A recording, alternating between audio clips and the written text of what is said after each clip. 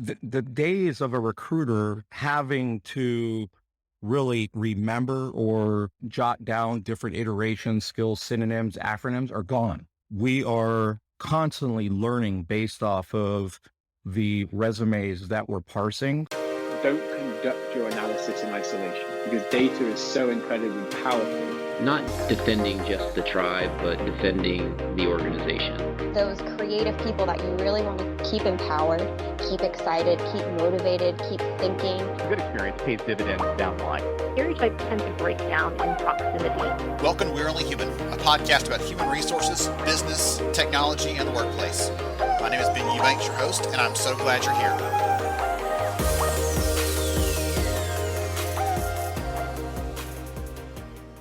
Hey everyone, this is Ben, and I'm so glad to have you here with us today. I am really excited about this conversation you're about to hear. So, back in December, I had the opportunity, the privilege, the joy of heading down to Jacksonville, Florida, of all places, for the HR Tech Connect Summit. I'm actually helping out with the events and get to, because of that, get kind of a sneak peek behind the scenes and get to talk to some of the speakers and things like that. One of the sessions we actually ran there, and I got to moderate this panel, was around myth-busting in AI. And you know me, one of the things that I care about is AI, not for its own sake. I'm not the AI guy for fun. I talk about it because I truly believe it helps us to get closer to the vision that we have for HR and talent practices when we first get into the profession. When we step into this, we think about the things, the impacts we can have, and all too often we get dragged down by some of the other stuff we just have to get done day to day. So in this conversation, I'm going to talk to Terry Bustamante from DaXtra about how some of the AI tools can help us when it comes to recruiting, how they can help us to minimize bias or reduce that in some cases, how they can help us to cast a bigger net for candidates, how they can help us to take our hands off of things we shouldn't be doing so we can focus on creating better conversations with the candidates we do want to seek out. This session at the conference, by the way, was the only one at the entire event. I somehow talked them into letting me live stream it, which created some fun challenges, but also created some fun opportunities for us to really be able to reach an audience outside the room with these key messages and stories. So that was a ton of fun again. So this session you're going to hear, though, Terry and I are going to go through some of the things that happened there, and I'm trying to break down some of the myths that are out there because I want each and every one of you listening and everyone out there who's not yet listening but will be, I'm very hopeful and optimistic as you can tell, I want everyone that hasn't heard this message yet to hear that there are things to be careful of, there are things to be watchful for. We should not completely abandon all reasonable decision making. But at the same time, there are opportunities to use these things to help us get better, to improve our outcomes, things like that. So you're going to hear this episode. We have 2 other episodes in this series that will be coming with some interviews with practitioners, things like that, to really make this stand out and to give you some good insight into why I care about this, not just because I wrote a book and because the publisher wants me to sell a ton, whatever. What I care about is making work better for every employee, for every candidate, and for every single HR and recruiting leader that are serving them as well. So if you're in one of these professions that we talk about all the time here, that we cover here on the show, you should enjoy this episode and keep your eyes peeled, keep your ears open, whatever the right metaphor is here for a podcast listener, because we'll have 2 other episodes coming in this series in the coming month or 2 to dive deeper into this. So thank you for being with us. I hope you enjoyed the episode.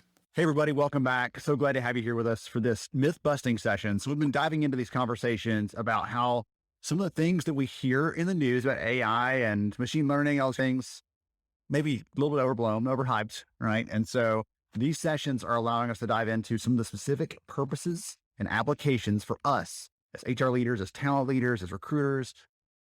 They allow us to use these, it allows us to use the things that make us special, make us human, in combination with the tools, technology to create the best results, right? To find the right candidates, to convert people and make them want to come work for us, all the kind of fun things. So we've had different discussions today. This one's going to focus on hiring, right? Which is a challenge that every single one of us probably sit up a little straighter, probably listen a little more closely because all of us are dealing with this right now. So I have here with me Terry from DaXtra. We're going to dive into this conversation, and I'm so excited to have you here with me, Terry. Welcome. Thank you. Thank you. How's everybody doing? My name is Terry Bustamante. I've been in the industry about 20 years now. Started off in the recruitment industry, working for a global headhunting firm, and then spent the last about 10, 12 years really consulting with staffing and recruiting firms, HR, technology departments to help them really automate their digital advertising and recruitment processes. So pleasure to be with everybody. Awesome. Myself, Ben. Thank you. Absolutely.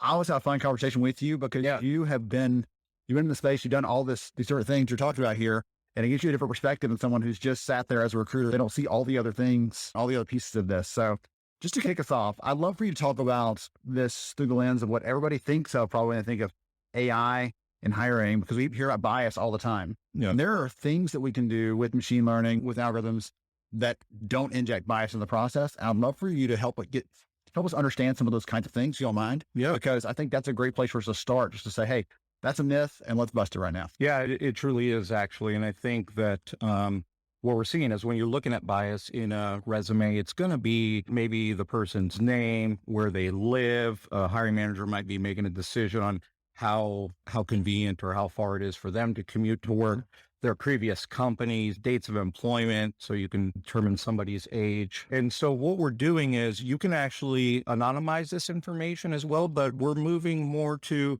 what DaXtra does particularly is natural language processing. So it's understanding the context actually of job titles, skills in a resume so that you can actually do what is the trend now, and that's skills-based hiring, right? It's huge. It's the big conversation right now. So what we're allowing folks to do is to really look at the contents within the resume in context. So what are you looking for from a job title? What are you looking for from a different skill set to fill particular positions? And we can also anonymize this information that we're talking about, even if it's, I mentioned some of the other things, but even if it's the universities or hobbies and interests, we're going as far as, are you a part of maybe a Latino leadership group? We can anonymize that so that the hiring manager or the recruiter can't make biased hiring decisions based on that until after they accept and qualify that person or accept them as a qualified candidate, right? Then it opens up the additional information in the contents, but at least it's tracked in the customer's applicant tracking system that this recruiter, this hiring manager made an actual decision based off of the person's actual skills and qualifications. I love that because, as you said, like there's 100 different things that could be in there that some of it could be intentional, some of it could be completely unintentional, right? Yeah. I don't intentionally disregard these candidates for this reason, but maybe it just happens. Bias is a part of how we work and how we live. Yeah. And so I love this perspective on it because it allows us to say, and every company out there if you ask them outright, that's for you out there listening right now. Yeah. If we said, hey, do you want to hire based on the skills, the qualifications, the capabilities that someone has? Is that a thing you're looking for? And every one of us would say, yes, definitely. Yeah. But when it comes down to it, we get skewed, we get pulled away, they went to that same school as me, and that's not with a negative intent, but it can have a negative impact on certain people. So I love that you're approaching it through that lens. Yeah. So talk about one of the things I think is interesting, because I've had a chance to see some of the stuff that you guys are doing, where maybe I'm new as a recruiter and for a technology company, and we're looking for engineers. I can do a search, but it can see other related skills that I don't know to search for. We talk about some of that because I think that's interesting, and another application that allows us to get more value out of something like this. Yeah, absolutely. Us, or DaXtra in particular, or I'd say any resume parsing company out there, we've been parsing over, DaXtra in particular, again, has been parsing over 100 million resumes a month. And we are constantly learning based off of the resumes that we're parsing. So the days of a recruiter having to really remember or jot down different iterations, skills, synonyms, acronyms are gone, right? We are automatically going to include these synonyms, acronyms of a job title, of a skill. And then we're an integrations company at heart. So we build out custom taxonomies. So we'll layer particular taxonomies on top of ours to build out proprietary algorithms or taxonomies for customers as well. So this is, again, it goes back to that skills-based recruiting, automating the resume parsing process when they come in to really normalize the different skills or job titles to whatever that company has registered in their CRM or ATS to automate that to where a recruiter maybe was doing that manually. And then we apply that on the search side as well, where we're matching candidates to jobs to candidates. candidates, et cetera. That's so awesome. When you said that, having those acronyms, I remember having that post-it note on my desk, right? With, okay, I'm looking for a tech writer for this job. I need to search for A, B, and C, these things, because I was not a tech writer. I don't know what in the world. I can't explain the job they do to someone in layman's terms. And so to be recruiting for these people, just for technical stuff, it quickly gets out of your depth. And so to have those things looking over your shoulder in a positive way, not in the creepy stalker way, saying, hey, you didn't ask this, but this is probably what you meant. Do you want to include this in the search? Do you want to make sure we're looking for these other related and associated things? Or Terry has X skill. People like Terry often have Y skill as well. And adding those things in so you get a better search. Might cast a net that's wider and capture more candidates than if you just search for that very limited and narrow scope at the beginning. Yeah, we also, just to piggyback on that, we offer the automation of matching jobs to candidates or matching candidates to jobs for upward mobility within an organization, which is extremely important to companies today. The other thing is, maybe I found Ben's a great candidate. Hiring manager would like to hire more folks like Ben. We could build a search off of that. So matching candidates to candidates and building out those searches, not only to go and search across your internal repositories, which is extremely important, but also to help your recruiters out and to simultaneously and through automation to search over your external digital online sources that you're recruiting over as well. Talk about that internal search, right? Looking at your internal database, because I think the recruiters that I know that do it day in, day out, they understand the value of that. But if someone is in HR, and again, this was me, so I'm not pointing any fingers. If you're in HR and you wear the recruiting hat among all the other hats, you might not realize the value of, hey, by the way, you've already got these candidates. You've already paid for them. You're going to acquire them. They're in your list. Talk about the value of that. Yeah, I think that we've been able to help companies. We generally see there's some digital online sources out there where it's one-to-one. So meaning Ben posts a job, and that applicant is going to go back to Ben's email. We try to automate this process so that the candidates always that are applying to jobs are getting into the internal database, while also simultaneously searching over the external sources. And always when somebody is clicking on a resume, whether they're on any digital online source, job board, social media site, that those are automatically being loaded into the system. And then through that process, we've seen generally that about 10 to maybe 20% of companies' data is actually making it into the ATS.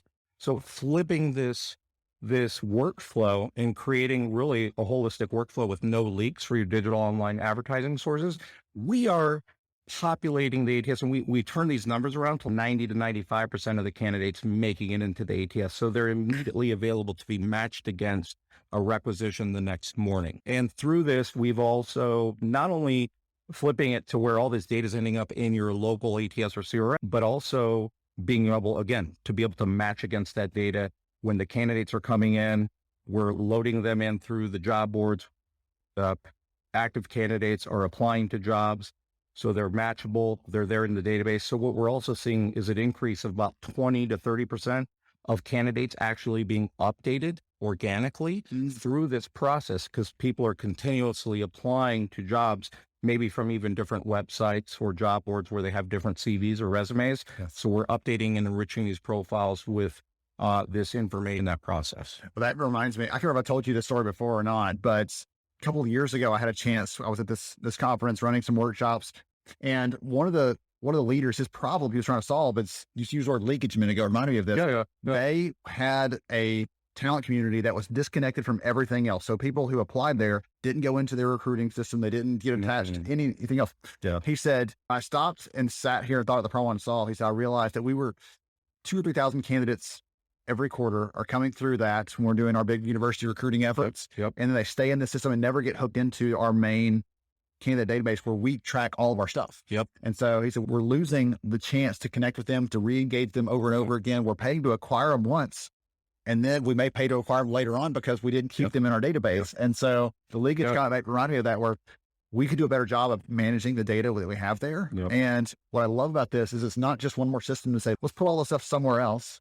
Let's get it back into the place where you already work and do your stuff day to day. So DaXtra, we're an integrations company. Our number one method is to integrate within your current ATS or CRM platform. And then it would be maybe through an FTP sync and then standalone. But again, our preferred is for you guys to take advantage of your current technologies, We really want to enrich the data that you have within your current database. We think that's so important, and really keep it as clean as possible, right? Through sophisticated deduplication process, et cetera, but really drive hires from that local ATS CRM while also simultaneously giving recruiters what they want. And that's the ability to search over these external digital online sources, but right from within one platform. So you wouldn't have to change who your ATS or CRM provider is to get automation built into your workflows. Gosh, like this is going to the really nerdy depth level, but I'm enjoying it so much because every company I've talked to in the last couple of months, like recruiting is top of mind for them. It's a priority. And it's a double-edged sword, right? It's priority, but it's also now coming to the attention of other leaders outside of HR. They're saying this is becoming a business problem. This is costing us something because we can't put enough people in the seats that we need to put in there. This is goodness. I guess I'm getting y'all pumped up. Because me too. It's now a business problem. These companies are realizing it always has been. Right, on some level, but now they're starting to realize those things. So, goodness gracious, piece of advice. What recommendation, what piece of advice, if you could talk to, if they were sitting here in front of us, no virtually sitting here in front of us right now, if you could talk to these leaders one-on-one, what piece of advice would you give them? What encouragement would you give them about how to recruit better right now? It could be something you've already said, double down on it, or something else we haven't talked about. Because there's a lot of them that would just take any shred you got. Take it. That's it. You said it, double down. I think that there's intimidation that automation is going to take over our jobs. And no, we're really looking like at DaXtra, I always tell customers, prospects, we're looking to do 80, 90, 95% of the automation. And then there's generally a checkpoint there if your recruiters want to get in and manipulate a search based off the different synonyms, acronyms that we've given them. So I guess my piece of advice would be adopt now. If you're not adopting automation, you're behind. Give those hours, those minutes, those weeks in the calendar year back to your recruiters so that they can be more efficient, make more placements, and be happier in their lives. That's a huge thing right now as well. Just the whole work-life balance with the whole the economic state of everything that's going on. Bring that tech to your team. Give them the opportunity to be efficient and succeed so that your organization can be successful as well. Awesome. Wonderful. I love that so much. One last thing I'll close with here is we actually did a study this year. You all know I'm the research nerd. And Terry, if you don't know that, you do now. I did. So one of the things we found in the research this year is we asked companies who've started using some sort of automation, some sort of machine learning, some sort of tools within their hiring processes. What are you doing with that extra time your recruiters have freed up? Right? Are you getting rid of all of them? We've replaced them with an algorithm. No, we actually found that companies were spending more time sourcing, more time engaging with candidates, more time building relationships with their hiring manager stakeholders. And so they're spending their time these other really high value activities that right now they can't quite get to because they're having to match people's skills against a job posting and all the other stuff that just drags us down and slows us down. So thank you so much for joining us, Terry. Thank you for your insights, for your passion for the space. I'm absolutely about it. Love it. Appreciate you and DaXtra, what you're doing. Thank you, Ben. All right. To everybody else up there, another myth busted. Thank you for joining us. Thank you so much for joining me on the show today. I'm honored to have you as a listener. If you enjoyed this episode, please take 10 seconds to rate it at iTunes, Stitcher, or wherever you listen to your podcast. Also, if you know a friend that could benefit from today's conversation, please pass it their way. After all, a rising tide lifts all ships. To see show notes, sponsor information, and our full show archives, visit onlyhumanshow.com.